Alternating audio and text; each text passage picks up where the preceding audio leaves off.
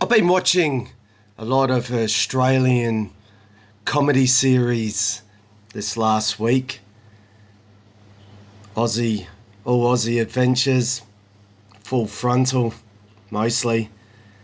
I started watching some of those old Full Frontals and I was losing it. Just absolutely losing it. It's so funny. And, like Russell Coit, I wish he won sometimes, but oh my God, he is hilarious. He is absolutely hilarious. So I was wondering, does our Australian comedy translate to the US market? And I was thinking, like, in terms of movies and comedy series and stand-up. So anyway, I thought I'd have a bit of a talk about that. So, like, American movies seem to translate pretty good to Australian market. Like Top Secret, I don't know if anyone can remember it. It was a comedy movie with Val Kilmer before he got all serious. Like when he did the Doors movie, he went in deep. And I don't know if he really could ever pick up those pieces of comedy, but he was in this Top Secret movie. It was so funny, and every time I watched it, I seemed to laugh even more. Find out some bit that I hadn't seen, like with the Chocolate Mousse, like that Chocolate Mousse character. Man, he was just hilarious. But the airplane movies, as they called them in America, but we called it Flying High, not movies, movie, with Leslie Nielsen. Absolutely crazy funny, man. Like, that's another one of those movies that just in stitches over. That Leslie Nielsen was hilarious, and the Naked Gun movies as well that he was in, just hilarious. His deadpan comedy was outrageously funny. And you got the Caddyshack movies, you got Chevy Chase movies, and like with National Lampoons as well, and Fletch and Bill Murray movies, Rodney Dangerfield when he made appearances in movies, The police academies were pretty funny for if you're a kid like I was at those times. Adam Sandler movies with Rob Schneider, they translate really well to Australia. We lose it over these sort of ones. You got these Ben Stiller movies, like Something About Mary is a masterpiece of comedy. It is, you're in stitches. I can't talk to anybody else. I was in stitches at times. Something About Mary had quite a few moments which were dangerously funny. Like you could have a stroke. They are hilarious. And of course he went on to perhaps a milestone of the end of the golden era of American comedy was Tropic Thunder to some extent. Hilarious. Jack Black, hilarious. Robert Downey Jr., show-stopping performance. But they're all competing for it. Tom Cruise, brilliant. Brilliant. He's playing his narcissist with the fat hands that likes to dance. Comedy gold, no doubt about it. We didn't really match that. Not at a... You have to be like... It comes down a notches when it comes to the Australian comedy movies. A lot of them, I don't think at all would translate, and they didn't, perhaps, Kenny, we found it funny. The Castle, we found it funny. I don't think it would have translated. Crackerjack, Muriel's Wedding, The Wog Boy, Young Einstein and Malcolm.